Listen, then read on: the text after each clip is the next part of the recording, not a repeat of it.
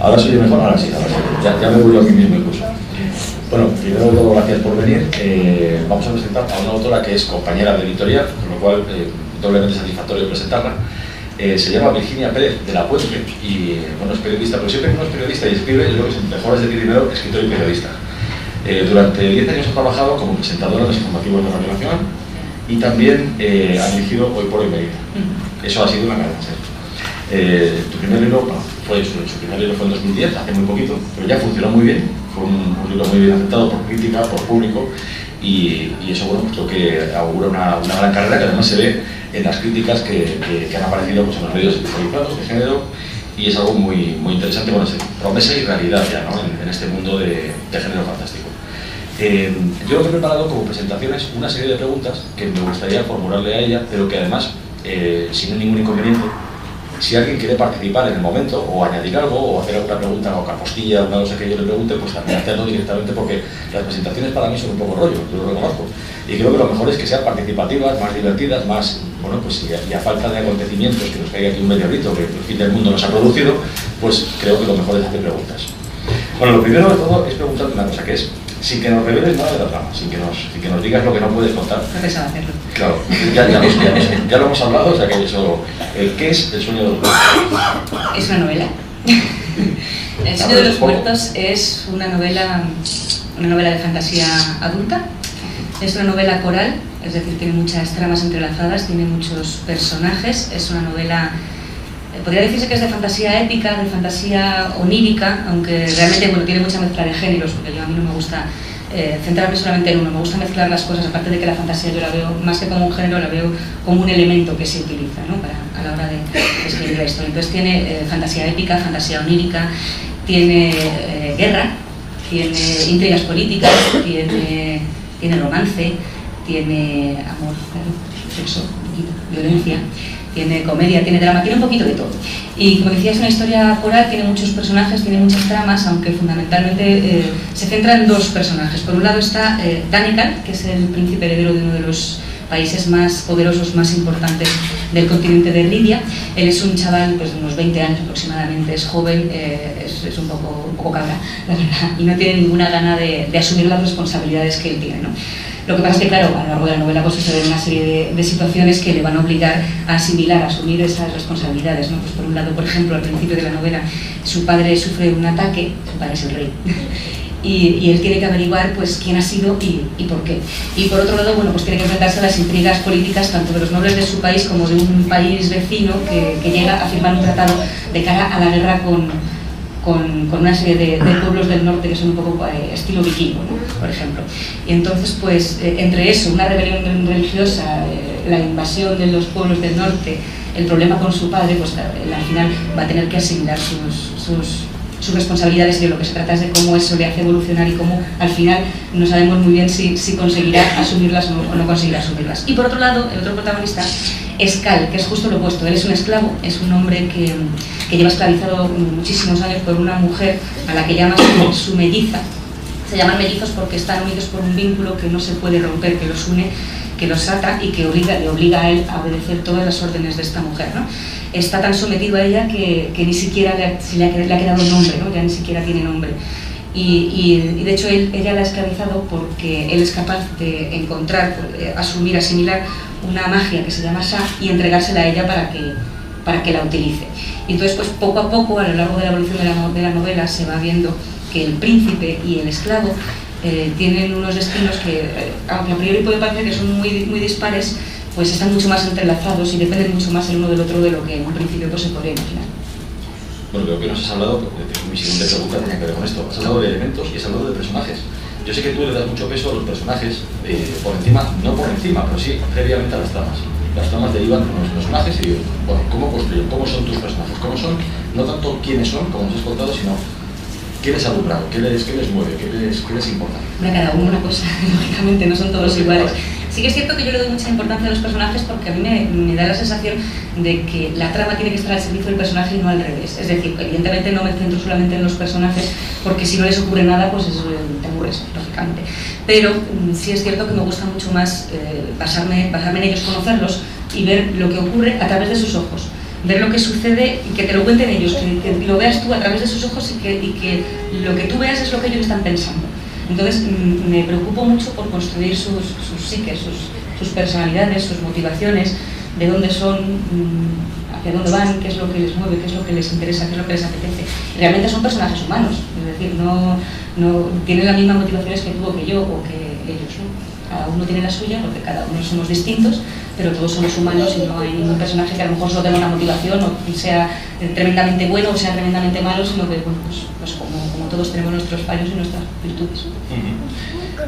Bueno, hay una cosa obvia, el género de fantasía, aunque es verdad que lo comentas, es una base de género nada más, ¿no? De hecho, los géneros ahora están de moda, digo, o sea, es decir, de moda digo en el sentido literariamente aceptable, no como hace unos años que parecía como que los géneros eran, yo que también soy, vamos a decir, autor de género, pues los reivindico, ¿no? Bueno, pues la cuestión es que siempre nos influyen, a todos nos influyen escritores, películas, libros concretos, a veces no tanto un escritor como un libro, una obra. ¿A ti qué es lo que más te influye? O lo que dirías que tienes como base, ¿no?, de tu creación. Hombre, la base yo creo que, de hecho, los escritores de fantasía casi todos tenemos la misma, que es Tolkien. Aunque no escribamos como él, o no sigamos su esquema, o no sigamos sus enseñanzas, entre comillas, sí que es cierto que yo, por ejemplo, y creo que muchos otros de nuestros compañeros también, empezaron a pensar en escribir al leer El Señor de los Anillos. Yo era muy pequeña, además, cuando me lo prestó mi hermano, que debe andar por ahí, por cierto.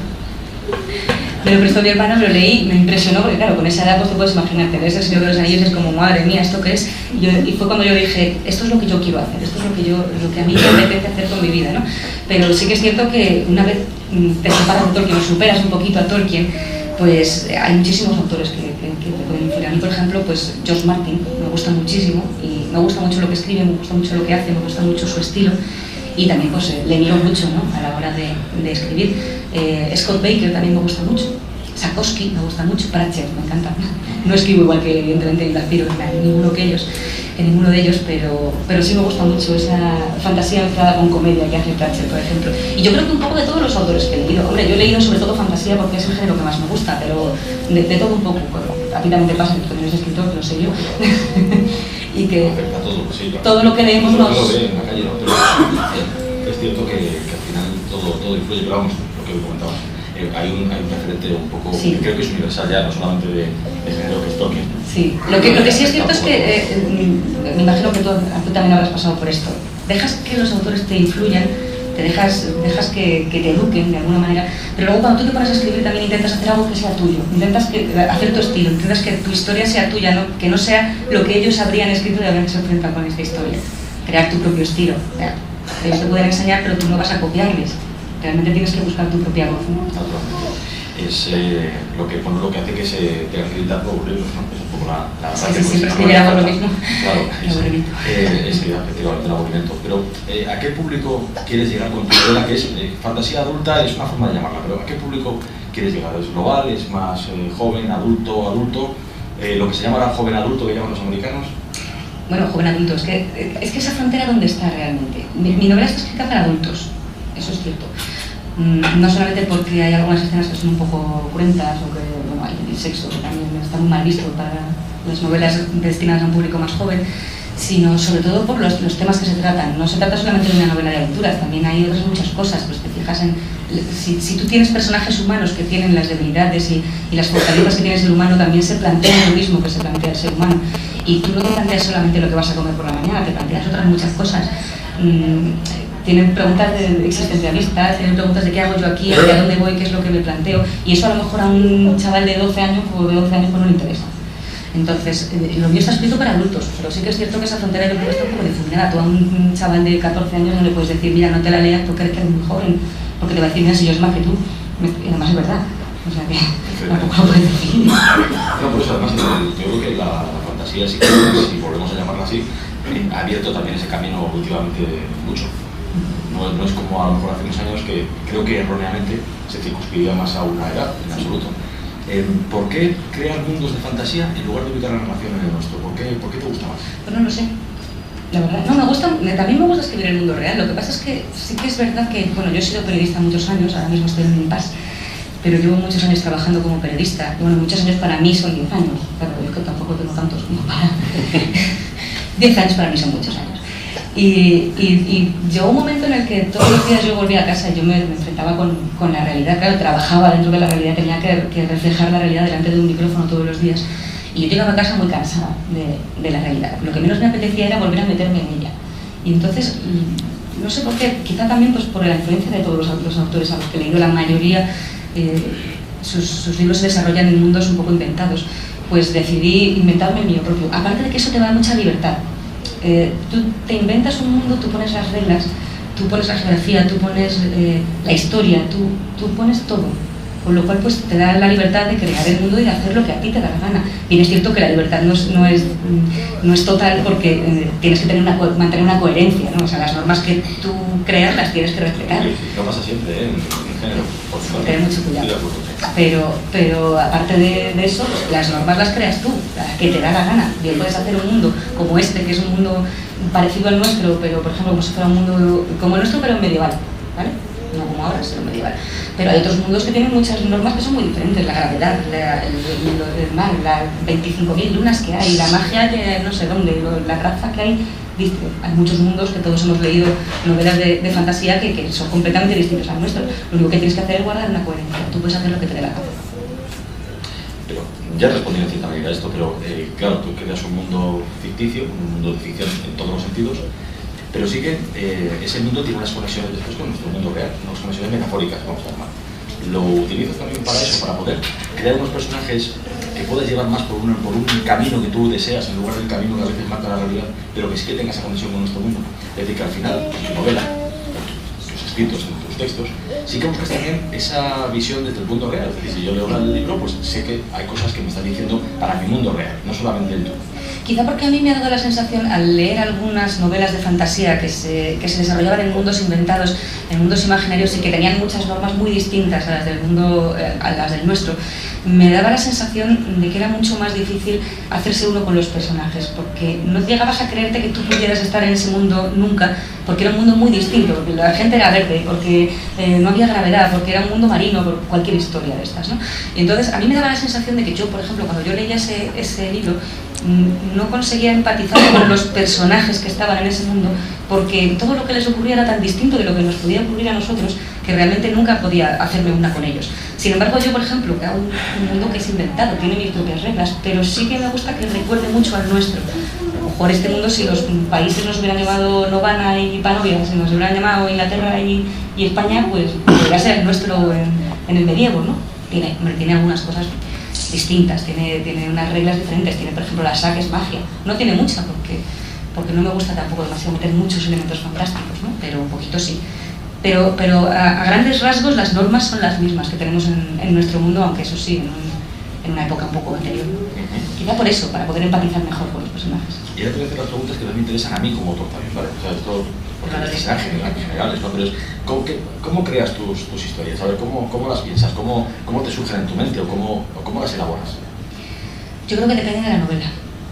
Bueno, cada autor ya sabes que tiene un sistema propio, tiene un método propio, pero yo creo que más que cada autor es cada novela la que te está pidiendo un método distinto. A mí me gusta mucho dejarme llevar. No improvisarlo todo, porque sí que es cierto que si no, pues te puedes ir a cualquier lado. Los personajes además muchas veces te llevan por caminos que tú no quieres y no hay quien pueda con ellos. Me gusta cuando me enfrento a una novela tener una idea y saber el final. Y a partir de ahí dejarme llevar. Bien, es cierto que ahora, por ejemplo, que estoy enfrentada con una saga, pues la cosa cambia un poquito, tienes que saber por dónde vas, tienes que hacer por lo menos un esquema de, bueno, y ahora por lo menos sé que van a ir por aquí y que va a pasar esto. Un poco muy esquemático, muy general, pero sí saber hacia dónde voy. Pero cuando empecé a escribir, sobre todo, estas primeras novelas que escribí, me gustaba mucho y me sigue gustando además, empezar con una idea y el final de la novela. Y porque me gusta mucho también que los personajes tengan vida. Son los personajes muchas veces cuando tienen vida, parece que no, a lo mejor los que no escribís no conocéis esa sensación, pero los que escribimos la conocemos perfectamente. Cuando un personaje se revela, cuando un personaje está vivo, actúa porque le da la gana y por mucho que tú intentes llevarle por otro lado no hay manera. Y dices, ¿cómo es posible? Si eres tú el que escribe, si eres tú el que pone las letras, no, es que no hay manera, no puede ser. Y me gusta mucho que un personaje haga eso. A mí también me gusta, de hecho, cuando leo la primera frase ya el personaje ya tiene cierta vida. Sí. Ya la segunda frase no puede ser cualquiera, por ejemplo. Parece que no, pero al final eso va fraguándose así. O sea, que tu método es, no como por ejemplo decía Humberto Eco, de tener todo hasta el límite conocido. No, porque entonces me aburro. Me ocurre porque me gusta mucho ir descubriendo también la historia conforme la voy escribiendo. Y si ya la sé entera, si ya sé punto por punto, paso por paso, párrafo por párrafo lo que voy a escribir, entonces no lo escribo nunca porque me digo, ¿para qué? Si ya sé lo que no es el mismo sonido, ¿no? Sino que quieres descubrir tú misma lo que vas a contar. Sí, sé más o menos por dónde van a ir, pero me gusta mucho que sean los propios personajes los que me sorprendan, los que me digan, no, perdona, es que yo no voy por ahí, voy por aquí, porque me apetece más. Y es así. Y en la forma narradora, ¿qué prefieres? Lo vamos a decir esencialmente visual, que hoy en día está muy de moda, pues por ejemplo si tenemos una novela de Dan Brown, digamos que los capítulos son prácticamente pues, escenas de película. ¿O te gusta más lo narrativo? Una mezcla. A mí me gusta que sea dinámico. Me gusta escribir de una forma dinámica, sobre todo me gustan mucho los diálogos, pero también me gusta la descripción, eso sí que es verdad. Lo que sí que procuro es no hacer mucho diálogo interior, aunque algunos sí que meto, porque es necesario para el desarrollo de los personajes, pero me gusta sobre todo que una persona no se aburra al leer un libro mío. Y es cierto que cuando tú metes mucha narración interior, mucho de este tipo de narración, el lector, aunque sea necesario para que conozca al personaje, pero es posible que le aburras en algún momento, o que digas, sí, vale, esto está muy interesante, pero llevas 50 páginas explicándome esto, y como que ya me ha aburrido un poco, ¿no? Y a mí eso no me gusta. Yo no quiero que una persona coja mi libro y diga, bueno, venga, va, a ver si mejora. No, quiero que le interese desde la página cero. Bueno, cero no porque no existe, pero ¿me entiendes? Sí, desde el... Diálogo, sí que es verdad que cuando empieza un diálogo no sé acabarlo. Eso sí que es verdad, porque hablan mucho en personajes. No sé por qué, a quién habrán salido. Pero sí me gusta mucho que sea dinámico. ¿Qué opinas del futuro de los géneros en España ahora mismo? Ya digo, de los géneros, aunque sea sin delimitar con una claridad total, ¿no? Pero ¿cómo los ves? ¿Sanos? ¿Que van hacia, o caminan bien? Bueno, hace 20 años, que cuando yo... cuando me aficioné a la fantasía, 25 años, el género de terror prácticamente no existía, yo creo, si no, yo no me acuerdo. Y el género, sí, pero en novelas yo creo que aquí, por lo menos aquí en España, y el género fantástico era básicamente lo mismo, todo era Weiss y Hickman y Salvatore, o sea, el esquema Tolkien llevado al extremo, todo era siempre el grupúsculo de compañeros de diversas razas que se enfrentan al señor oscuro que está en su torre oscura y pobrecitos míos que son 4 contra los ejércitos de la oscuridad y al final ganan. Era así todo, o sea, básicamente, a lo mejor había alguna variación sobre el mismo tema, él fuera oscuro, tenía 12 guitarras en lugar de ser claro y tener los ojos rasgados, pero básicamente era lo mismo. Y yo creo que además estaba muy encaminado sobre todo a un grupo, o sea, era un target de edad un poco joven o bien los raros, los frikis. Eran los que no salían a la calle y los que tenían la katana en el armario, básicamente. Y era un poco así, realmente no sé, por lo menos aquí no llegaban las cosas nuevas. Yo creo que ahora mismo eso ha cambiado muchísimo, pero muchísimo. El género de terror está subiendo, pero ahora mismo hay una cantidad de escritores de terror aquí en España, pero impresionante. Hombre, sobre todo ha ayudado mucho el género zombie, eso también es verdad. A mí personalmente el género zombie no me gusta, yo me declaro zombie hater, pero sí que es cierto que ha dado un empujón muy grande al género de terror y ahora mismo hay muchísimos escritores de terror en España. Y el género fantástico, que yo creo que están tan relacionados que es que casi son indistinguibles porque usan los mismos elementos, solo que a lo mejor cambia un poco el tono, pero son prácticamente el mismo género, y sí, me acuerdo también la ciencia ficción realmente. Y el género fantástico, que quizás estaba un poquito más apartado durante estos últimos años porque se llevaban mucho los zombies, se llevaba mucho un género fantástico muy específico, como puede ser pues la romántica fantástica, los vampiros de Crepúsculo, por ejemplo, o similares, que también ha habido muchos. U otro género que era el de Harry Potter, que era el niño mago que estaba en la escuela de magia, que también ha habido muchos iguales, idénticos. Y el género fantástico era básicamente eso, no había un género, voy a decir una burrada, no había un género fantástico elevado o clásico, el alto fantástico, ¿no? Por decirlo así. No, a mí Harry Potter me encanta, pero es un género muy concreto. Sí, quiero decir, no estaba el género épico, es a lo mejor de lo que estamos un poco hablando, género épico, género onírico, estaba un poco más perdido porque claro, había habido muchos años en los que solamente era eso, el grupúsculo de los compañeros que se enfrentan contra el señor oscuro que está en su torre oscura. Y ahora ha cambiado mucho, yo creo que gracias a autores que han llegado, pues, como Martin, por ejemplo, que está teniendo ahora mismo un éxito arrollador, Baker, Sarkowski, Robert Jordan, que por cierto se murió, Brandon Sanderson, toda esta gente que quizá lo han ha cambiado un poquito el esquema, ha hecho otra cosa un poquito distinta y entonces pues la cosa ya se está viendo que ha cambiado. Hay fantasía para todos los gustos, con lo cual se va ampliando mucho el target de la gente a la que le puede interesar la fantasía. Ahora ya no solamente somos los 4 frikis que estamos delante del ordenador, sino que somos muchos más los que leemos fantasía. Y ahora ya con la serie de Juego de Tronos que han sacado del armario a George Martin, que pobrecito mío no escribió esta novela ayer por la mañana, pero es como si de repente hubiera aparecido como una seta, pues ahora la fantasía clásica, la fantasía épica está subiendo muchísimo, muchísimo. Yo creo que está muy bien, ¿no? Es que eso es un síntoma al final, cuando en cine o en televisión, en ficción de televisión, se llega a un tipo de novela o llega al cine, es porque tiene una repercusión para todos los públicos, básicamente. Es más raro que se vaya quitando el infantil, lo demás se está pasando. Empezó hace 10 años ya con El Señor de los Anillos, cuando viste que muchos de los amantes de Tolkien le han defenestrado por Jackson. Yo no voy a decir si me gustan, me gustan las películas del Señor de los Anillos, tienen sus cosas buenas y sus cosas malas, pero lo que sí es cierto es que le han metido un empujón al género fantástico muy importante. El Hobbit está bastante bien, la última que se ha hecho, a mí me ha gustado más incluso, pero bueno, esto es una opinión personal. Te iba a pedir una cosa, si te atreves. No voy a bailar, que no voy a bailar. Tampoco voy a cantar. Oye, pues esto podría ser no, sería si me pagas, sí. Que nos digas, si te atreves, un fragmento de tu novela. Algo que te guste especialmente. Ay, no, que eso me da mucho fuerte. ¿No te atreves? Que yo soy muy tímida, aunque no lo parezca. Yo creo que deberías. ¿Debería? Sí. Fragmentito, Me caéis fatal. Algo que te guste. Con los focos aquí y lo blanquita que soy yo, me voy a poner roja como pimiento. Bueno, vale, pero no os voy a mirar, ¿vale? ¿Cómo me haces esto? Me caes fatal, no te voy a volver a contratar. Parece que está interesante, pero vas a escucharte a la propia autora. Pero además hice un postcard precioso que está colgado en la página de Planeta. Pero no es lo mismo. Pero yo estaba sola en mi casa. Claro, por eso no es lo mismo. Con mi micrófono. Claro, casi no tiene mérito, lo puedes haber repetido. No. Me caes muy mal. Tienes que leer algo que creas que, bueno, que nos... Vamos a hacer una cosa. Yo voy a leer un fragmento de mi novela, pero luego ver que yo sé que tiene una novela ahí estupenda que el año pasado ganó un premio. No hay problema, yo no sé leer. No, aquí estoy pro quo. No, de verdad. El silencio de los corderos. He pedido un papel para que pareciese Soy pro que era quo, bien. Clarice, soy pro quo. Llevar un papel que era bien, ¿verdad? Está ahí el libro, te lo traigo. No, sí. De verdad que no sé leer. Lee. De verdad que no Soy escritor, pero no sé leer. ¿A qué me suena eso? Había alguno que... Yo es que lo hago dictando al ordenador, no... Alguno hay, ¿eh? Alguno hay, Dan Brown, por ejemplo, lo hace en serio. Dan Brown. Sí, yo lo he probado, lo confieso, Me acuerdo de la rueda de prensa de un futbolista muy famoso que escribió sus memorias. Todavía no está en activo, pero ya no está en España. Sí, que escribió las memorias del futbolista. No a una máquina, sino a alguien. No, ¿y tú qué libros puedes leer? Y dijo, no, es que yo no leo. Y estaba presentando su libro. Pues a ti te está pasando lo mismo, ¿no? Yo escribo, pero no leo. No sé, es que no sé, ojalá pudiera. Yo uso audiolibros. Me caes muy mal, no te lo voy a contratar en la vida. Su melliza se había alejado. El dolor no llegaba a ser físico, como cuando era él quien intentaba apartarse de ella, pero lo sentía allí, en el pecho, en la nuca, en las articulaciones.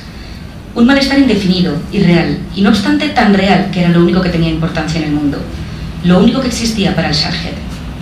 Sarhead, mellizo, murmuró amargamente, rascándose de forma inconsciente el pecho, con la mirada perdida en la fina hoja de madera que los separaba de... ¿De qué? De los demás Sarhead, encerrados en las habitaciones que compartían con sus salgias, sus mellizas, atados a ellas por un brazalete idéntico al que brillaba en su muñeca derecha, incapaces de sentir nada que no fuera a ellas, sin nombre, como él, Sarhead, solo eso, mellizo, y ya.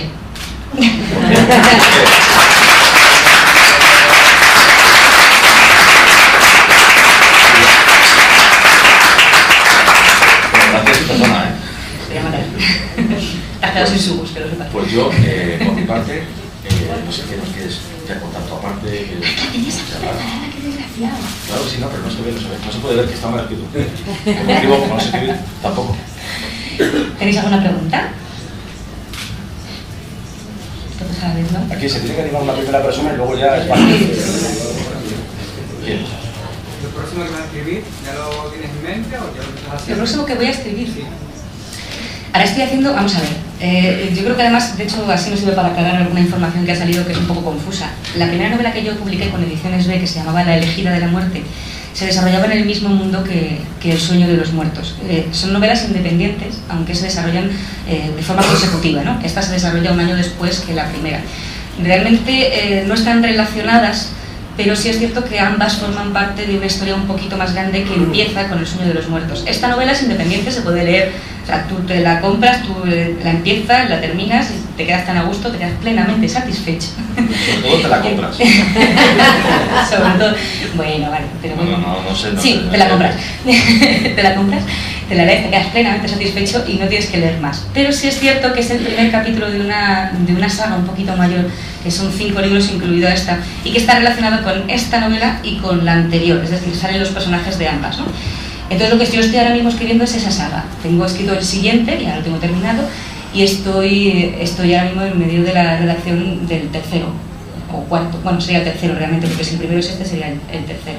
Y eso es lo que estoy escribiendo. También tengo un par de novelas independientes que no están desarrolladas en Rydia, pero bueno, sobre todo estoy ahora mismo muy centrada en Rydia y bueno, tengo otros muchos proyectos, también escribo parodia ambientada en el mundo actual, he escrito una obra de teatro que vamos a representar este verano en mi pueblo, si alguno se quiere venir, las copas son muy baratas y no son de garrafón. Y son muy... No son de garrafón, te lo digo por experiencia. Vale. Una experiencia antes, yo es que soy una empírica. Y no sé si he respondido a tu pregunta.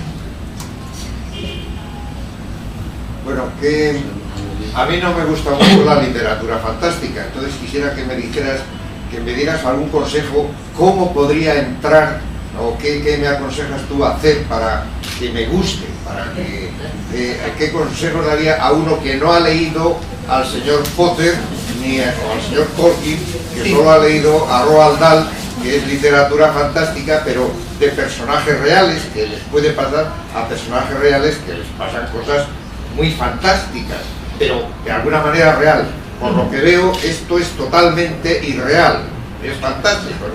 Entonces, ¿qué me dirías para poder entrar y, en fin, y que me gustara? Es que te voy a sacar de un error. Te voy a sacar de un error que además es muy común, y es el hecho de que exista un género fantástico. Pero no lo has dicho ahí. Realmente no existe un género fantástico, existen un montón. Yo creo que existe un género fantástico no por cada autor, sino por cada obra de fantasía que existe. La fantasía es lo que yo creo, lo he dicho antes, ¿no? Que es más que un género, es un elemento.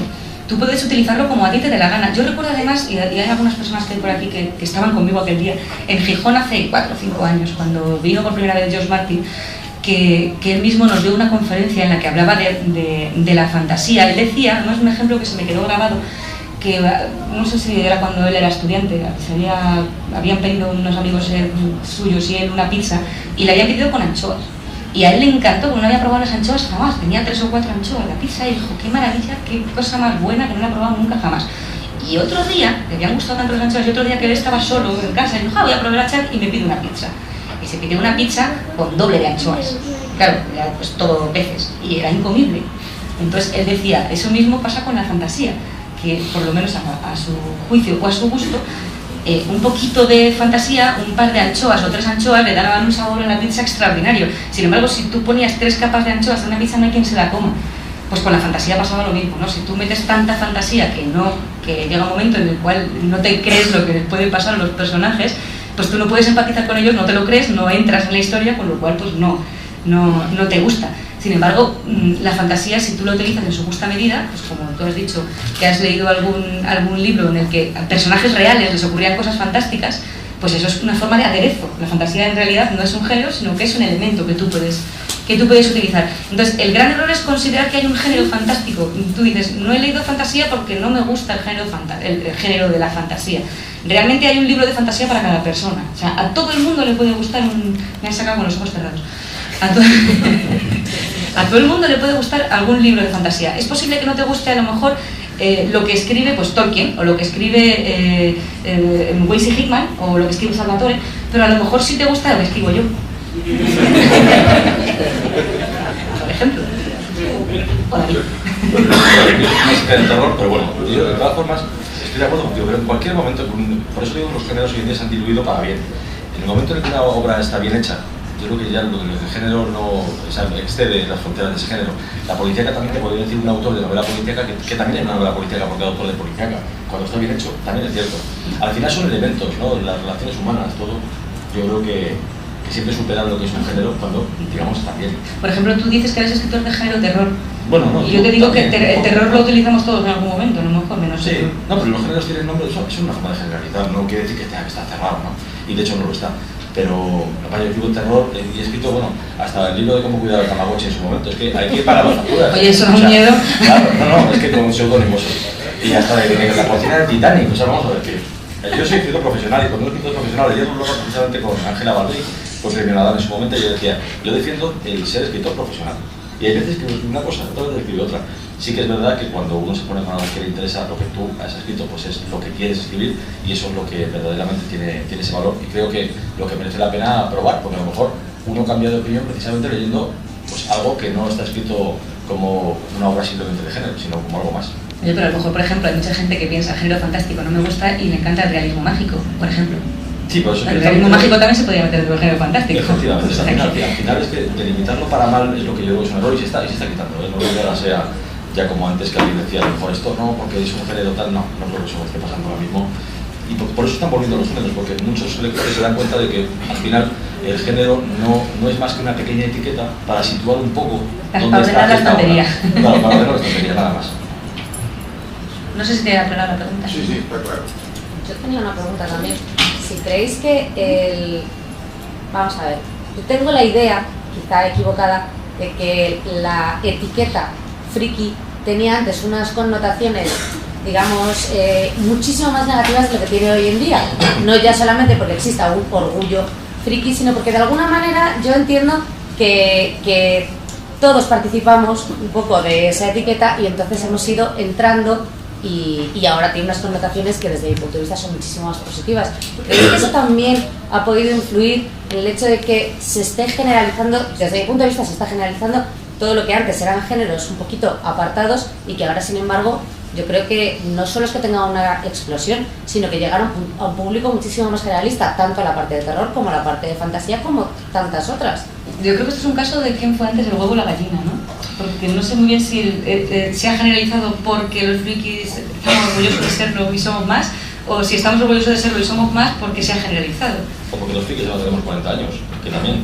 También. Porque claro, yo a mí me molestaba al principio cuando me llamaban friki, ahora digo, oye, me alegro, porque cuando ves a alguien que no es nada friki, dices, pero qué rollo es esto, ¿no? Sí, qué aburrimiento. Luego también ha cambiado, sí, pero porque, oye, al final nosotros mismos somos los que creamos, nos compramos los libros, nos leemos, bueno, al final... Hombre, sí, es verdad, que cuando tienes 20 años te molesta mucho que te digan que friki eres y cuando tienes 35, como en mi caso. Sí, gusta. Pero sí, es cierto que yo creo que, bueno, de todas formas también hay que tener un poco de cuidado con esa etiqueta porque se utiliza de una forma también un poco libre. Ahí, sobre todo con la explosión en los últimos 15 años de los programas, un poco visión, por decirlo así.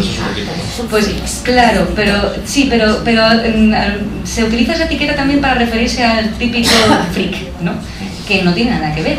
O sea, no es lo mismo un tío que es muy raro porque es que es muy raro y no hay por dónde cogerlo que un tío que es friki porque le gusta la fantasía, la ciencia ficción, el terror y el manga y todas esas cosas.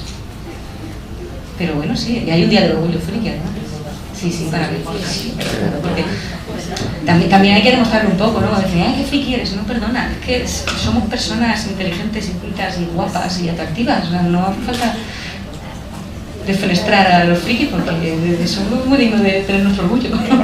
Si se pudiese hacer, digamos, hacia atrás, deportivo, los frikis de la historia, que hoy incluso muchas veces se conocen, habría muchos, Hombre, por ejemplo, Newton metiéndose una aguja en el ojo para ver si no lo entraba, bueno, yo creo que eso se le llamaría hoy en día un poco friki, ¿no? Sí, por ejemplo. Un poco loco. Bueno, es que de hecho yo creo que si coges la historia de la literatura, por meternos en algo así, coges la historia de la literatura y yo creo que algo así como el 95% de los escritores que hoy en día es como, oh Dios mío, qué escritor más estupendo y más clásico, la historia de la literatura no sería lo mismo sin él, eran todos unos fricazos. Estoy convencida, vamos. Bueno, el mismo Tolkien tiene cada historia en su vida que vamos, para alucinar. La verdad es que por eso se ve mucho al autor, pero poco su biografía, ¿verdad? Sí. Y es una biografía muy curiosa, muy interesante, con algunos puntos muy oscuros, que digo también por recomendarla, ya que estamos. Sí, pues ya que nos ponemos.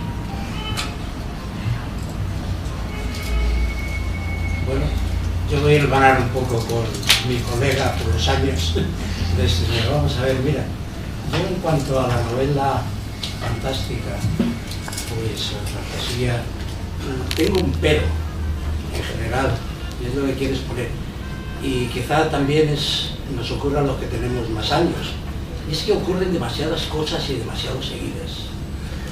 Yo me parece que un poco la obsesión de los que escriben este tipo de novela es que vaya todo o como muy deprisa o que ocurran muchas cosas.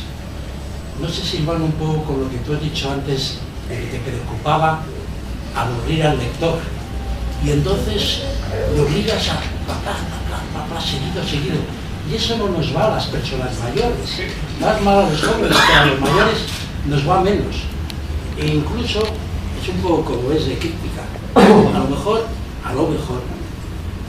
os preocupa demasiado a los escritores de este tipo de novela, de que ocurran cosas y preocuparos menos de la forma de escribir, sino de lo que ocurre, más de la forma de contar. Entonces, no soy muy aficionado, aunque me gusta mucho la fantasía, no soy muy aficionado porque me cansa, me agota un poco, me obliga un poco a estar, y llega un momento en que ya no me acuerdo de lo que ha ocurrido. Yo para dominar, me gusta leer cuando domino lo que leo. Entonces, cuando ocurren demasiadas cosas y demasiado rápidas, llega un momento en que no lo domino, digo, me supera.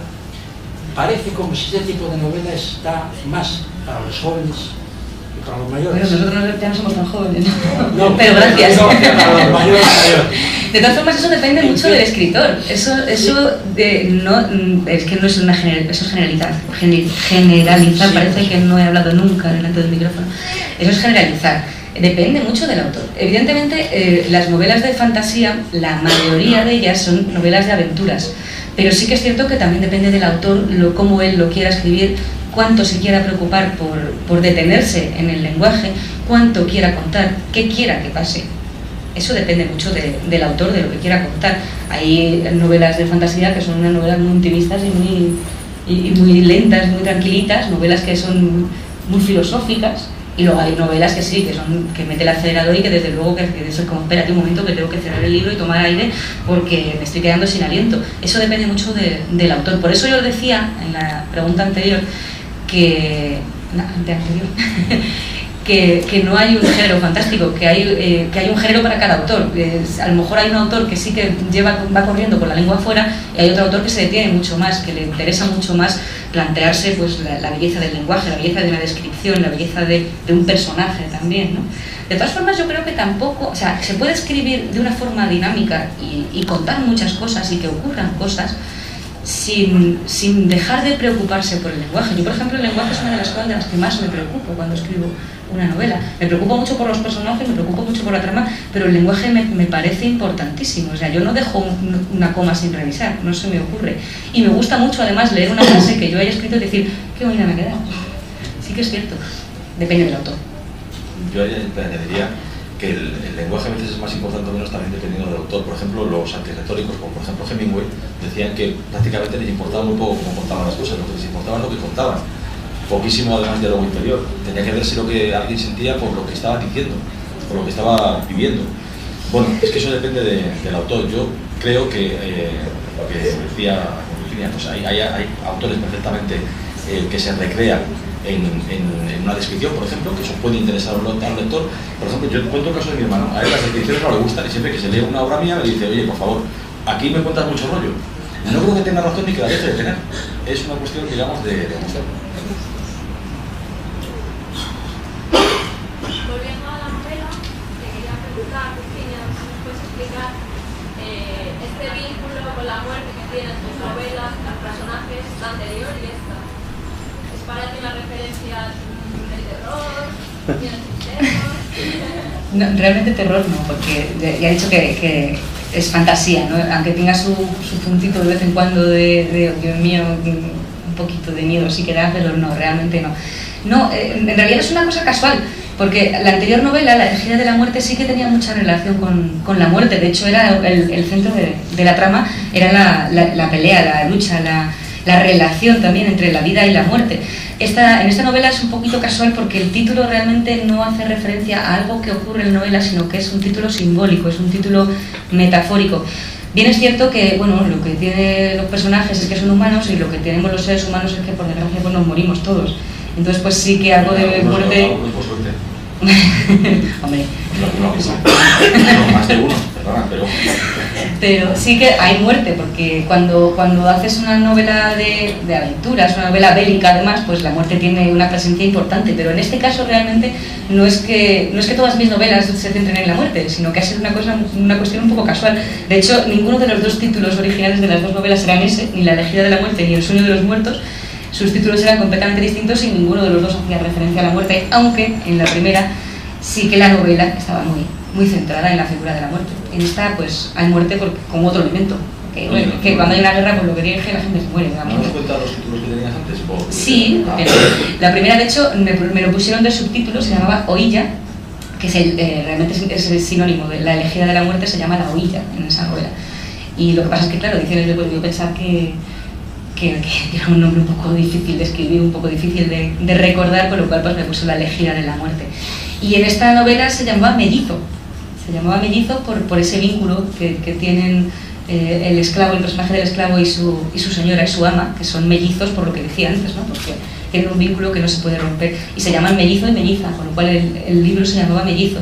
Y es cierto que mi editor en Minotauro pues pensó que mellizo era una palabra que daba lugar a mucho equívoco también, ¿no? Porque puede significar muchas cosas y de hecho en este caso no significa que sean hermanos. Con lo cual pues dijo, bueno, pues vamos a cambiarlo. Entonces estuvimos ahí barajando un par de títulos, o 3 o 20, y al final caímos en El sueño de los muertos, que realmente no es que en la novela haya sueños muertos que sueñen, o sí, pero es un título un poco simbólico, no es muy textual. En la novela has introducido un apéndice con todos los personajes. ¿Significa eso que es una novela difícil de leer, que es complicada?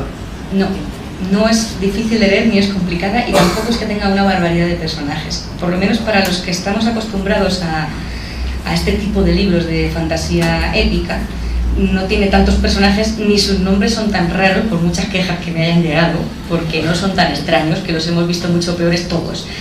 Lo que pasa es que, bueno, de hecho es que si lo comparas por ejemplo con Canción de Hielo y Fuego, que tiene un apéndice que ocupa la mitad del libro, o sea, es que esto no vale para nada, son 3 páginas de personajes. O sea, lo que pasa es que en la primera novela, yo por ejemplo, como estaba muy acostumbrada a novelas de fantasía épica con muchos personajes con nombres mucho más extraños de los míos, pues no se me ocurrió poner un apéndice de personajes porque pensé que nadie iba a tener ningún problema. Y sí es cierto que las personas que a lo mejor no han leído tanta fantasía, pues no están acostumbrados a leer nombres que no existan, porque son nombres que no existen. Tú normalmente te lees una novela a lo mejor ambientada en el mundo real y los nombres pues son o Pepe o Juan o bueno, Jonathan o Mary, ¿vale? Pero existen. Son polacos, no veas. Bien, pues igual, algo parecido. Como los nombres no existen, a lo mejor te cuesta un poquito más retenerlos. Y entonces, en la primera novela, cuando yo le saqué, hubo un par de personas que me dijeron, oye, pues igual podrías currarte un apéndice con los personajes porque yo me pierdo y tal, no sé qué. Y dije, bueno, pues esto tampoco cuesta tanto. Y entonces, pues puse el apéndice, pero no es complicada en absoluto, si al final esto es hacerse a yo. No, que va, no es complicada. Tiene muchas tramas, pero son tramas que están muy relacionadas y realmente tampoco hay tantos personajes, son muy reconocibles todos. O sea que no te líes.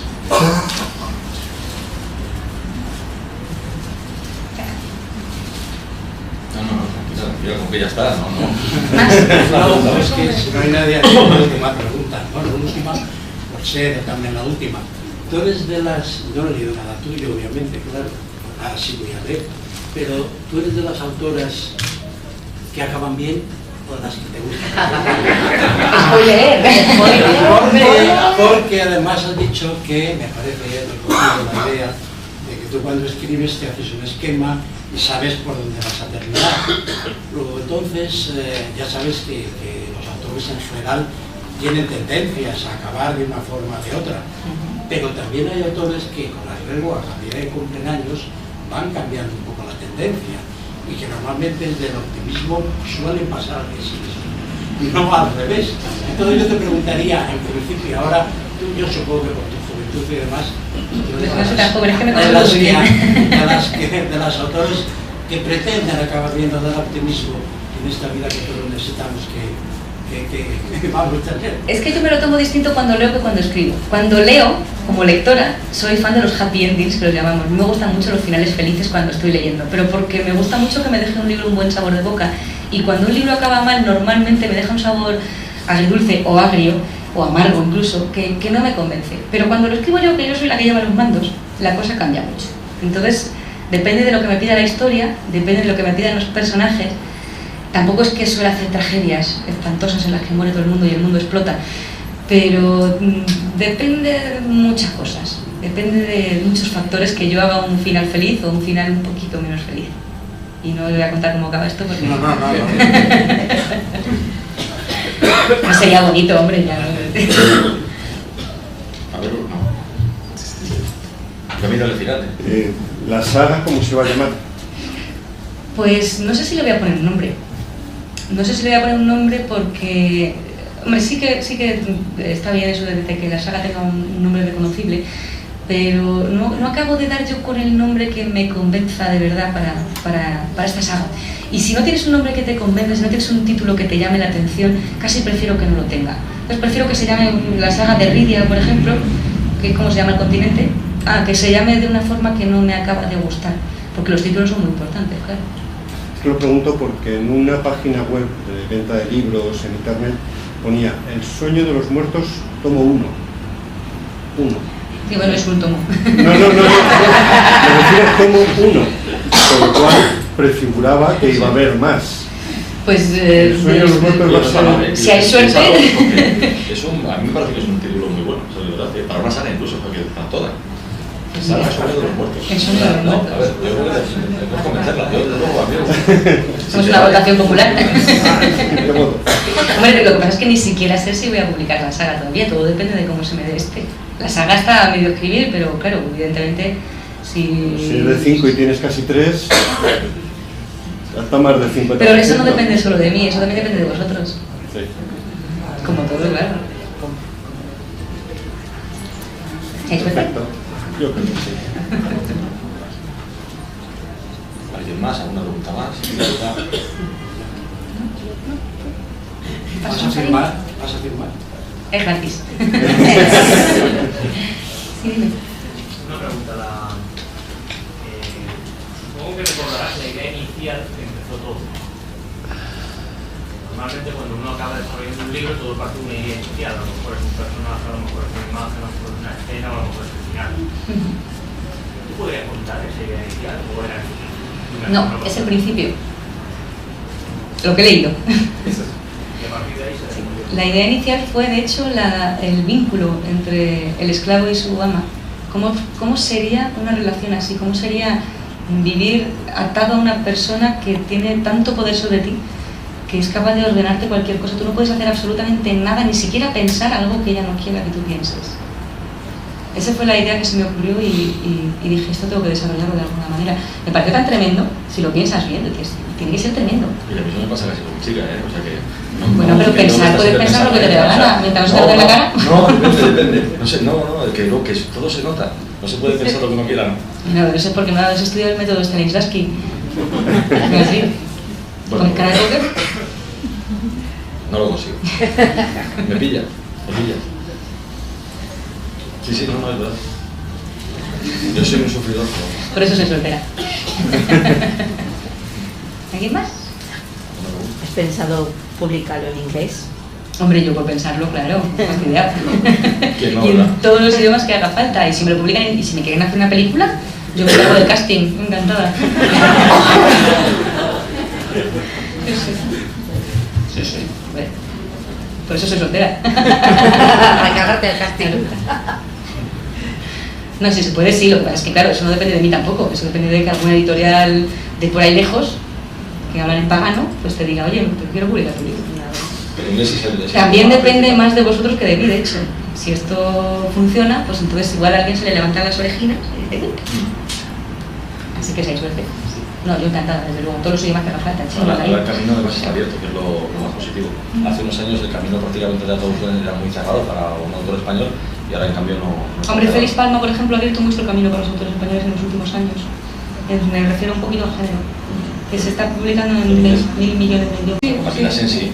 No, pero sí, pero me refiero no solamente ya a lo que se mal denominado narrativa actual, porque esto también es narrativa actual que se ha publicado hace 10 días, o sea, más actual no puede ser, pero sino un poquito más centrado en género, que normalmente el género venía y ahora pues viene y a mí más.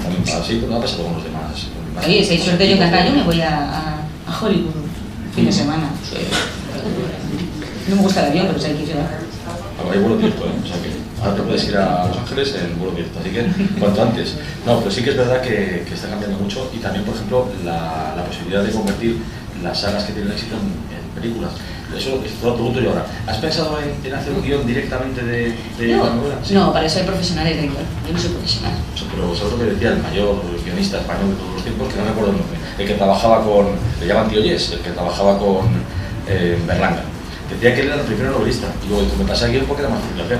Eso lo decía él. Si tú te pones a escribir guiones y te resulta más cómodo, igual pasa de escribir novelas. Esto tampoco lo quiero. Bueno, lo mismo es así, la verdad es que... No, pero yo sé lo que pasa, que yo estudié, hombre, cuando estudias periodismo pues un poquito aprendes a hacer esas cosas, pero muy poquito. Yo no soy guionista ni falta que me hace realmente.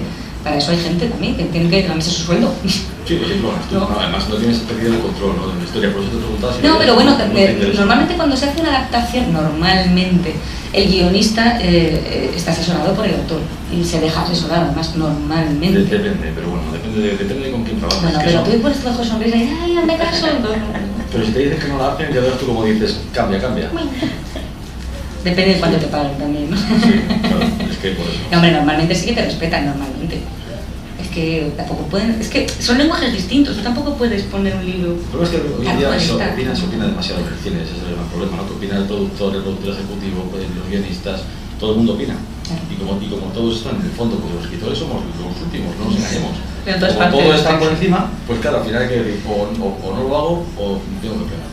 Es una pena, pero por eso te decía hacer el guión directamente y... Ya, pero bueno, además de todas formas es que también, yo creo que perdería un poquito... Yo no soy conocida como guionista, bueno, como escritora un poquito, pero como guionista cero, pues no lo soy. Hace falta, quiero decir, también la fantasía, ya digo, con ese nombre tan... Además habría que hacerlo en inglés, ¿no? No, incluso en español, haría falta también en España, pues eso, que hubiera más ficción, por ejemplo, en series, que yo creo que le va mucho más a las... Sí, pero no hay todavía una costumbre ni una productora que haga la calidad de series que se está haciendo fuera.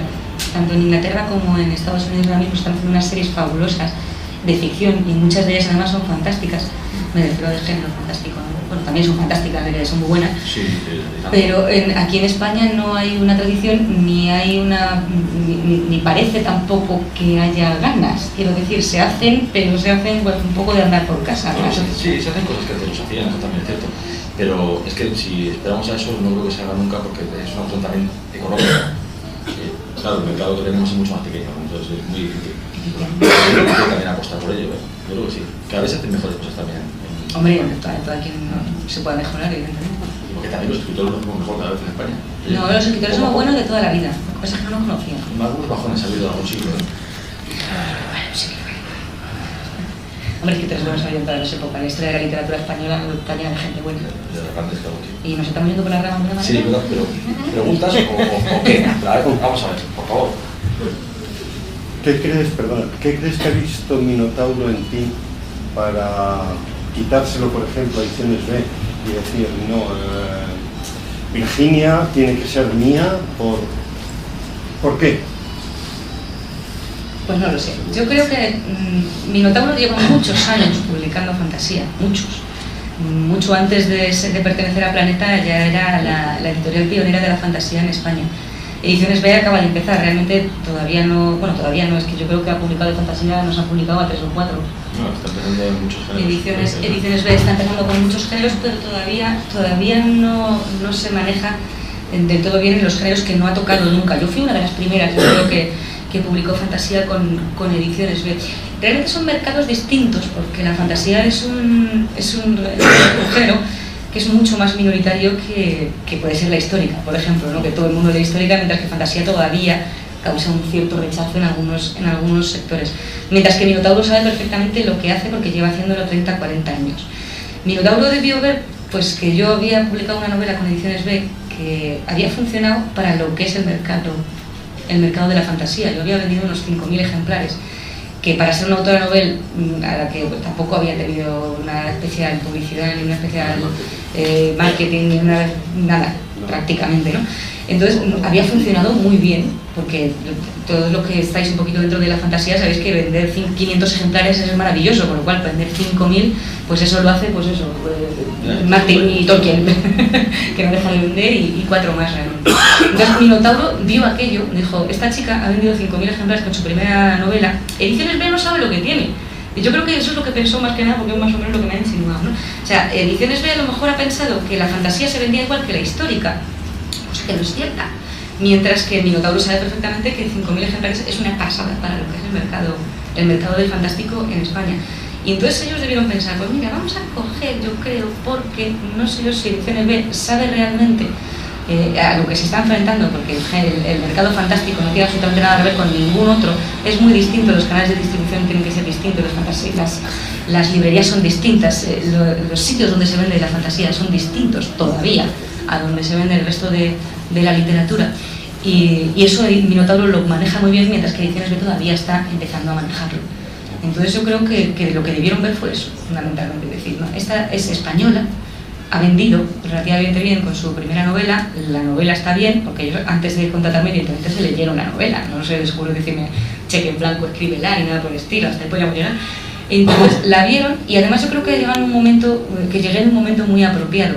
Por una parte, porque fue cuando salió la primera temporada de Juego de Tronos, acababa de anunciarse El Hobbit, la fantasía estaba en pleno auge, y encima fue justo cuando Javier Negrete publicó la última novela de la saga de la Espada de Fuego, que era uno de los buques insignia de Minotauro en cuanto a la fantasía española para adultos.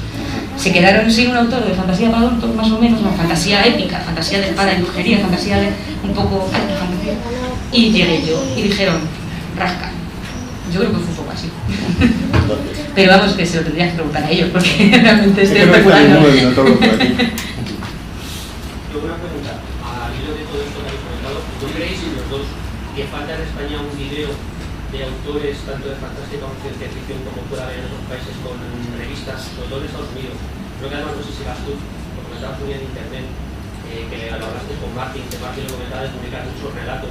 Quizás falta eso en España, aparte de que las editoriales cada vez empiecen a confiar más en autores españoles, que quitando pues ahora tú, nosotros dos, Jaime Negrete, tampoco es que haya mucho más, al menos editoriales grandes, editoriales pequeñas que se apuestan, pero quizás a lo mejor porque les cueste más llegar a autores más consagrados. ¿Haría falta de verdad ese video? Existen las revistas especializadas, lo que pasa es que son muy especializadas, y todavía en España no está abierto el mercado como está abierto en Estados Unidos, es lo que decíamos antes. Yo creo que aquí en España todavía existe un cierto rechazo hacia todo lo que huela a género, pues eso, fantástico, ciencia ficción, terror. Todavía existe un cierto rechazo desde los sectores que nunca han leído, que nunca se han adentrado en eso, y es como, no, es que a mí eso no me gusta, y es como, pruébalo y luego ves si te gusta o no te gusta, cómete las lentejas y luego me dices si te gustan o no. Pues no lo hacen. Entonces realmente pasa lo mismo con las revistas que pasa con las novelas. Existen, pero son muy poquitas y muy minoritarias. A lo mejor se publican 20 ejemplares de una revista que sale cada mes. Y tenemos un carácter en España en algunas cosas que me parece absurdo, pero por ejemplo, si hablamos de ciencia ficción, digo porque el ejemplo que voy a poner es de ciencia ficción, y decimos, por ejemplo, el Centro Espacial de Soria, nos suena a todos a coña. ¿Y por qué? O sea, quiero decir, ¿por qué? No tiene por qué. Pero eso también nos lastra a veces.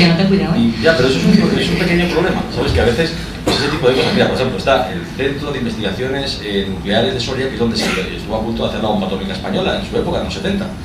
Y eso lo lee uno y yo lo he hablado con gente que le ha dado la risa al contárselo. Digo, pero que era un centro donde podíamos fabricar 10 bombas atómicas de plutonio. O sea, que era de verdad. Pero parece como si nosotros mismos, en algunos géneros, aquello de si no pasa en Estados Unidos y nuestra presidenta de Estados Unidos por medio, creo que en el género de la fantasía eso ya no va a ocurrir. Y en la ciencia ficción todavía queda un poco. Pero que al final, la cuestión es que surjan autores y al final el caldo de cultivo se va a crear solo. Que ten cuidado que hay mucho sobrino por aquí, ¿eh? No sabes cómo se lo gastan. O sea que si hay muchos murcianos también lo... Ha sido dar justo en la mejor provincia para estas circunstancias. Es que estaba pensando en el Cinso, que estaba en Soria, por eso. Sabes que yo soy medio soriano, ¿no? No, pues mira. No, pero es cierto, eso es algo que a veces nos pasa a nosotros mismos, ¿no? Que a Juanjo Benítez le pasó con Caballo de Troya, que no se ha hecho una película con ese libro porque es un periodista español, el que contacta con ese mayor de la Fuerza Aérea Americana. ¿Por qué? Si hubiese sido a lo mejor inglés o francés, habría película. Pero como era español, pues no. Eso es un problema que nosotros mismos tenemos que quitarnos de la cabeza. Y los autores españoles, por ejemplo, que están publicando en Inglaterra o en Estados Unidos, por ejemplo Zafón quizá como abanderado, pues tenemos que fijarnos en ellos, ¿no? Que funcionan en otros países perfectamente. Matilda Sensi, que funciona increíblemente y que no tiene película de ninguna de sus libros. Sí, por ejemplo. Eso porque no se ha encajado del casting. Nadie es profeta en su tierra. Eso es lo que pasa aquí, que no es nadie profeta en su tierra. No. Tiene que ir de fuera siempre para... Sí, pero los americanos, por ejemplo, sí que suelen reconocer los méritos mucho más rápido, ¿eh? mucho más. Y les gusta reconocerlos. Y aquí en España parece que a veces no, es un choco súper raro. Sí, son un poco estrafalarios. Sí, un poquito, sí. Bueno. Sobre las próximas novelas o libros o relatos que tienes pensado escribir, ¿vas a dar el gusto a los fans del Emperador? Sí. Pero muy pronto tenemos que esperar a que acabe la saga, medias. Hay mucha ansia. Maldito niño. Muy pronto. De hecho, en la siguiente. Pero claro, depende de... A regalarla a este libro. Depende de... No, sí. El Emperador de Montmort es un personaje que además surgió porque sí, porque a él le dio la gana. Esto no es un personaje que se te haya revelado, es un personaje que te ha parecido porque le ha dado la gana a él. ¿Vale? Ha dicho, que estoy aquí. Aparece en 3 escenas en La Elegida de la Muerte y poco más. Y sin embargo tiene un club de fans que alucina. Vale, ya está. Tiene vida propia. No, a mí me gusta mucho su personaje y me ha dado mucho juego y me va a dar mucho juego. Me gusta mucho. O sea que sí. Aquí también sale el merchandising, todos queremos ese caballito.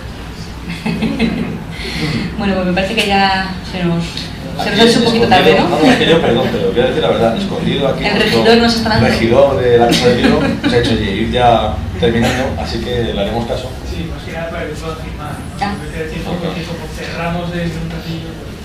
No, pero no te preocupes, que lo entendemos. Bueno, pues muchas gracias a todos por venir.